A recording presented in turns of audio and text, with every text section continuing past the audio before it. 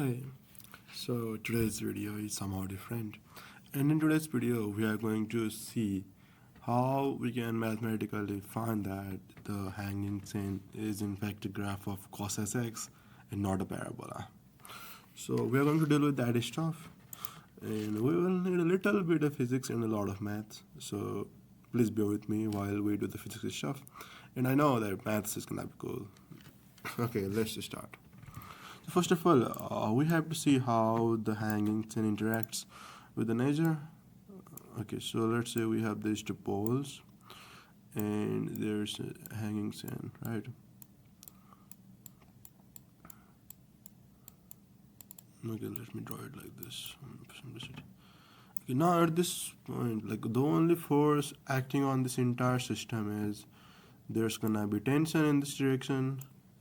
There will also be a tension in this direction, tensions, and there will be the weight of this hanging chain towards the earth, and this is the weight.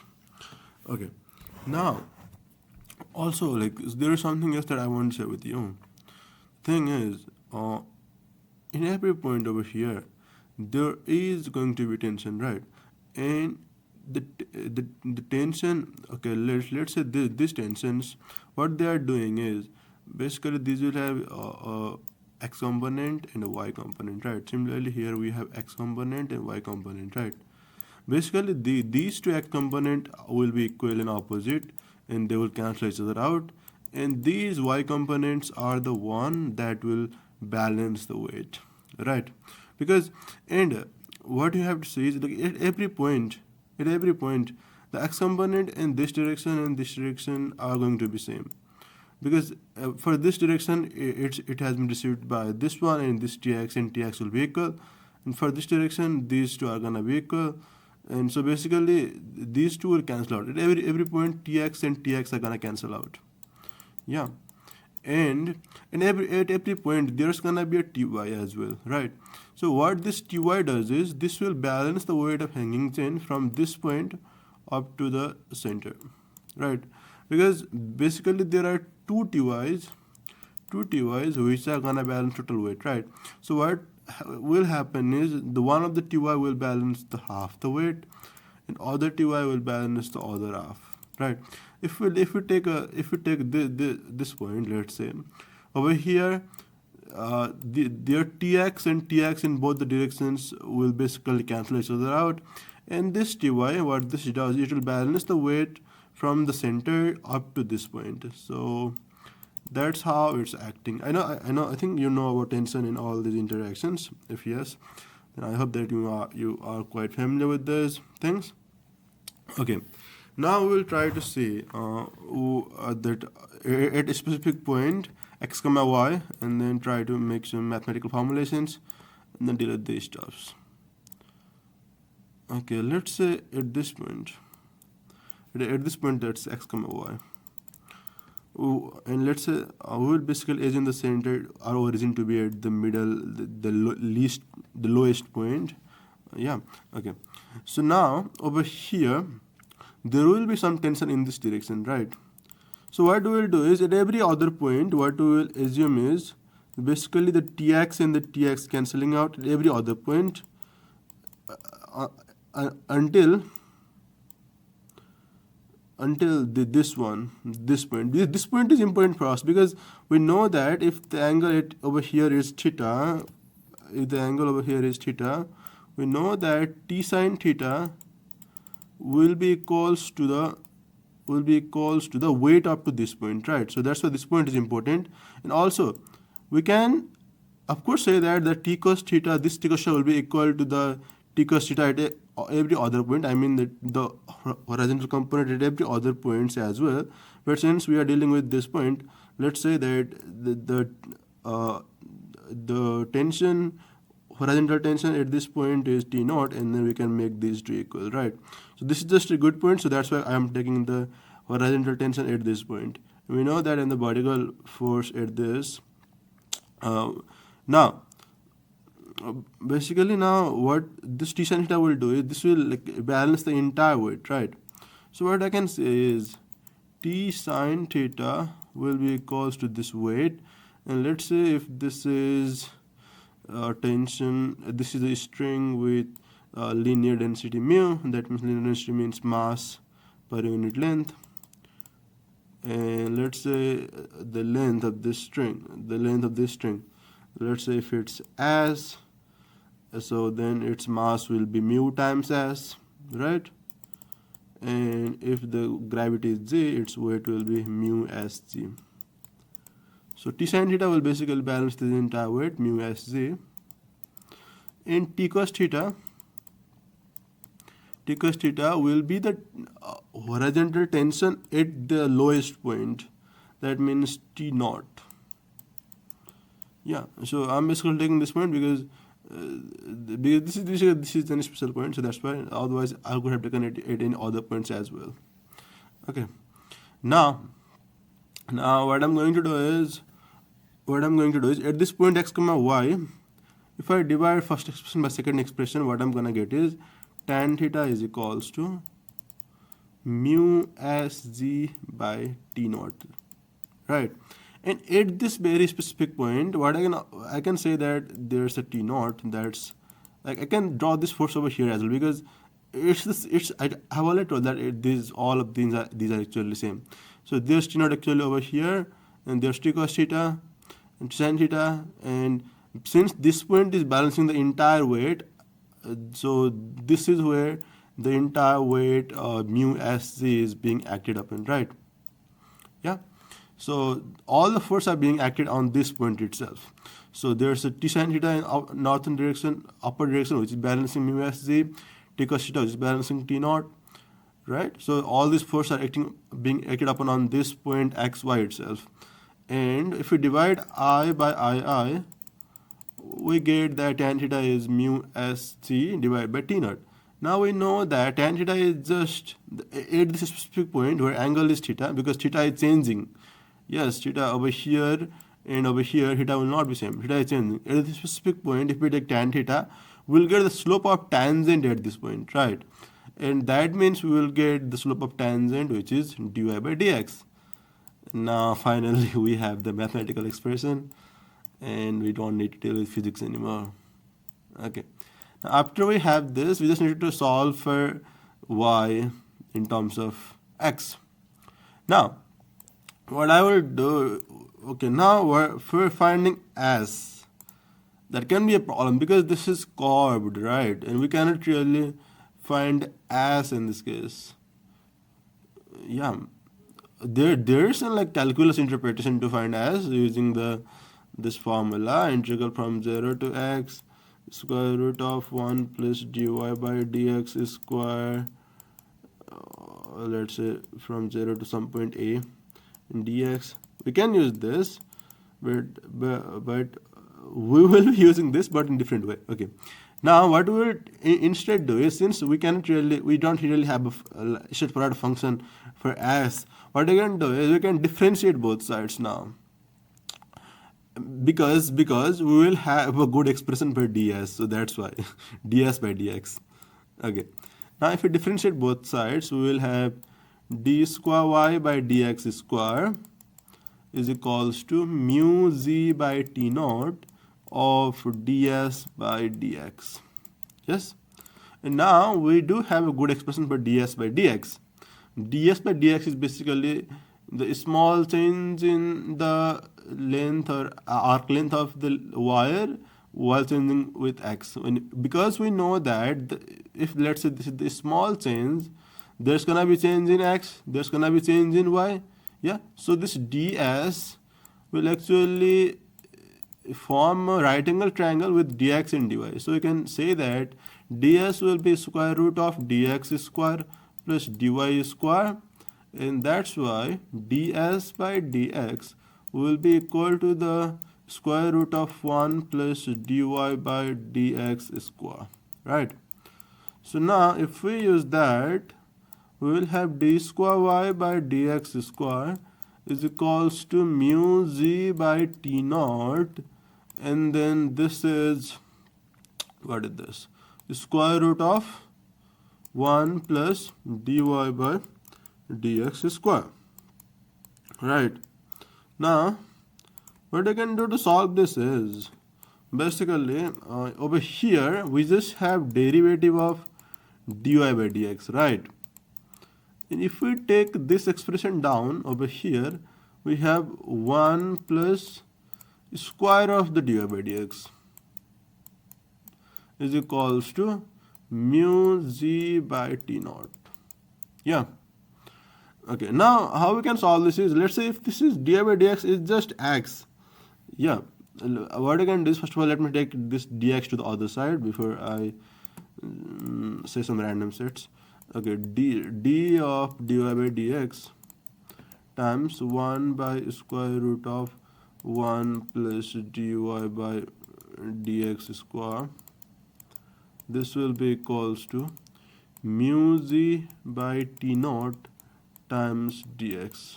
Right. Now, how you should look at this expression is, if let's say dy by dx is just z, this is 1 by square root of 1 plus z square times dz. Right. Now, this can be easily integrated, because if we integrate this, we'll just get sin h inverse of z. Right. So same with the case here. No matter what's in the differential element, if the same is there in the function as well, in the integrand, so you can easily integrate it. So that's my idea. Now this will just be sin h inverse of dy by dx. If it's the first time, you might be feeling odd to see the differential elements inside a function. I also felt odd, but yeah, now that's a new normal for us. And if we integrate this, mu z by t naught, and there will just be an x plus a constant. Yeah. Now to find the constant, what we can do is, we know that our coordinate system was such that this was supposed to be our origin, right? We suppose this is our origin, and yeah, in that coordinate system, what happens is, at this point the slope is 0, right? And yeah, so since slope is 0 there, at x equals to 0, y is equals to 0, also our slope was 0, right? In the way we set up the coordinate system.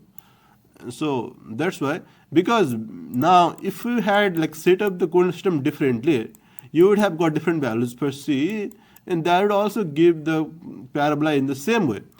If you want to get parabola in the same way but with different coordinate system, of course your c would differ, right? So that's why to get this exact parabola, having this coordinate system is easier, because that will make c to be 0. So that's just my point. So we set up like that so that we get a very good value for c.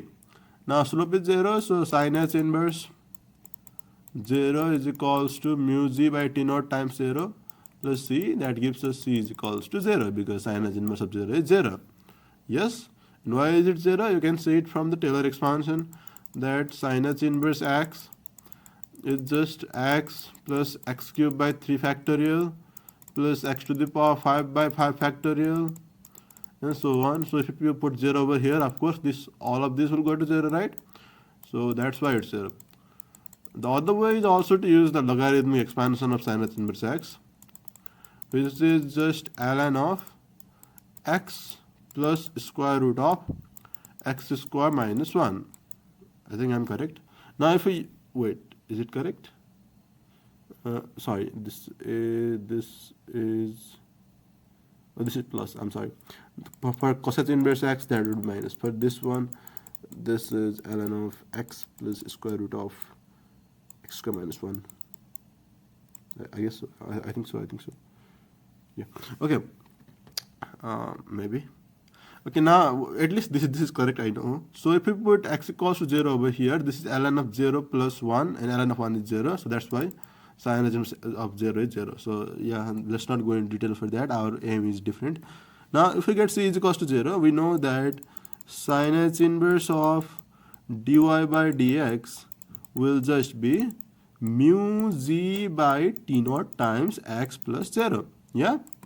Now what we can do is, now we can take sin h inverse to the other side. So we get dy by dx is equals to sin h of mu z by t naught x, right? Now, we can again integrate this. Dy is equals to sinus of mu z by t naught x times dx. And if you integrate both sides, this will just be y is equals to cosine of mu z by t naught x divided by mu z by t naught. So we get y is equals to t naught by mu z times cosine of mu z by t naught x. Now, most of the people, we know that for a given string in a certain condition, if it's held in certain condition, like I mean for a fixed condition, we know that this t naught mu z will all be a constant for a given system. So this is basically denoted by e while doing calculations. Sorry, a.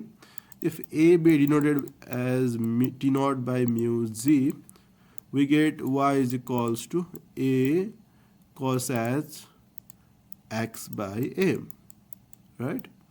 And this is the graph of the hanging, what is the name? Hanging rope? I don't know. Is it rope? No. Sorry, hanging chain. Yeah. So this is the graph of hanging chain and the relation between x and y. So this is clearly the graph of cosine x. Yeah, you can see that. Just have a dividing with a is dividing x, and over here is there's a in the product.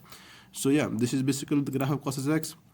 And so what that function will do is, if you have the value of a, so you can get all this graph. Basically, you can get all of this with cosine. Yeah. So let's say if you want to see how that graph looks, let's go to Desmos.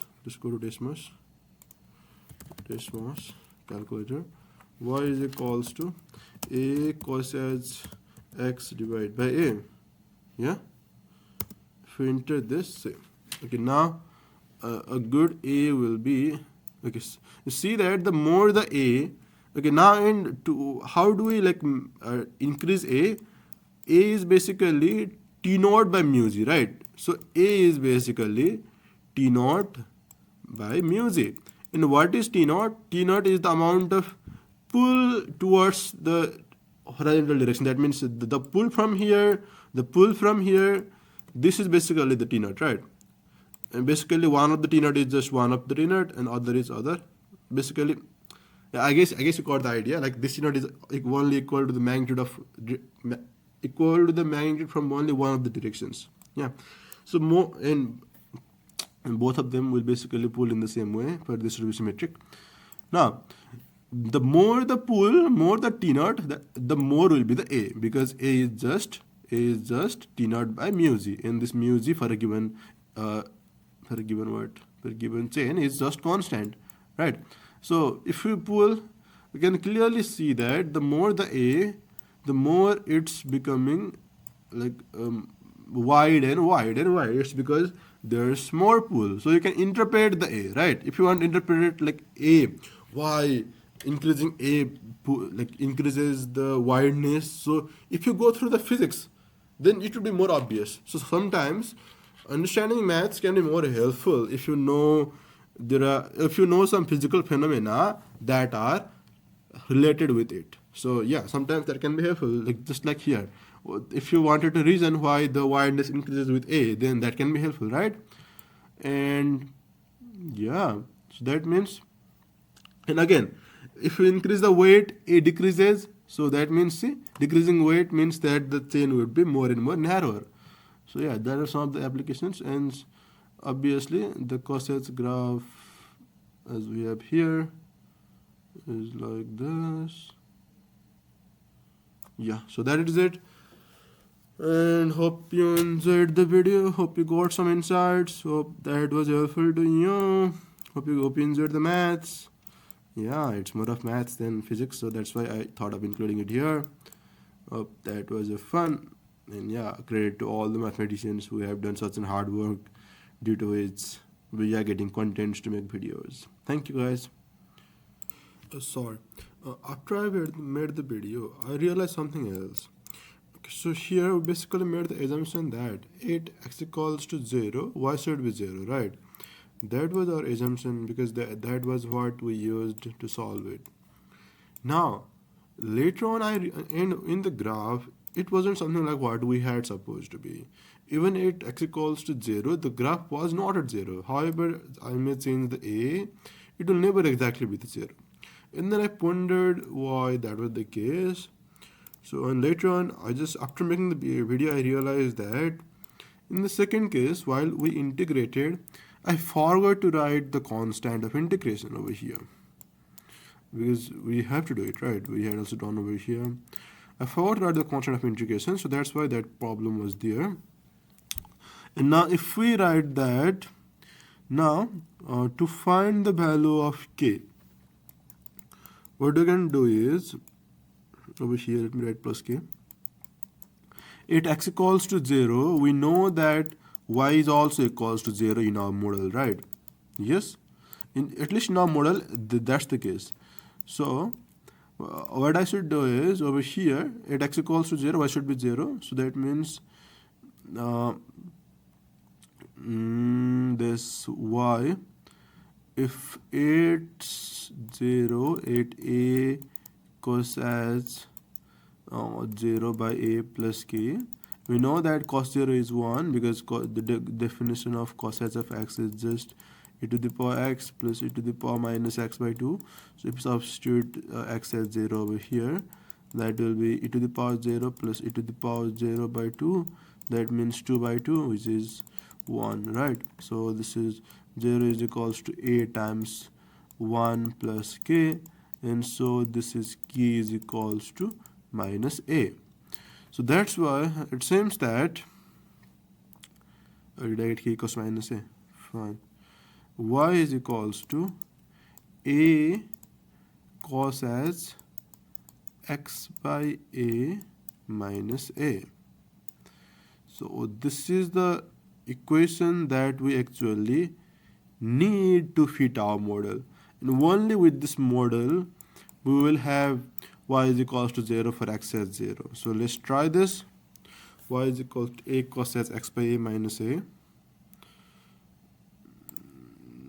minus a. See, now whatever may be the value of a, it will always be at the origin, exactly how as we expected, right? So now this is the thing. So see, physics never lies, the maths never lies, because what we assumed, we got that, right? Only the way the way we solved was somehow mistaken, or I mean there were errors in that, so that's why we got some wrong models, and I observed that after the video. I'm sorry for that. I should have noticed it before. But yeah, anyway, I corrected myself, and now we see that our model exactly works. The bottom is at the origin, and yeah, if we increase the t naught, the y-index increases. If we increase its weight, the y-index decreases, which we saw by increasing the value of a and decreasing the value of a. Yeah, and so this is our final equation. Let me write it again. A cos x by a, y is equals to a cos x by a minus a, where our bottom point is the origin. So that's it. Thanks for watching.